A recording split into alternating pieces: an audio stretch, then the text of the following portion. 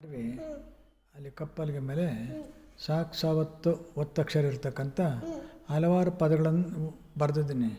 ಅವುಗಳನ್ನು ನೀನು ಒಂದೊಂದಾಗಿ ಬಿಡಿಸಿ ಹೇಳ್ತಾ ಹೋಗಪ್ಪ.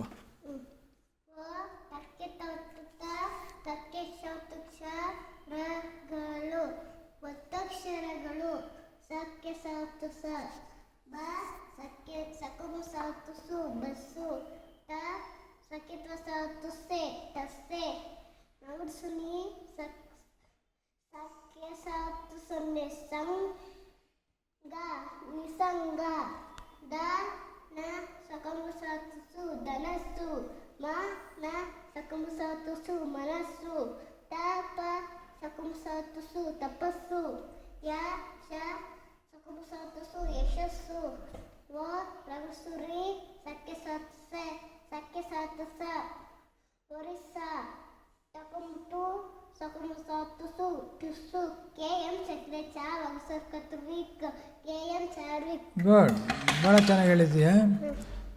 ತುಂಬ ಸೊಗಸಾಗಿ ಸಾಕು ಸಾವತ್ತಿನ ಅಕ್ಷರಗಳನ್ನು ಮನಮುಟ್ಟುವಂತೆ ಹೇಳಿದ್ದೀಯ.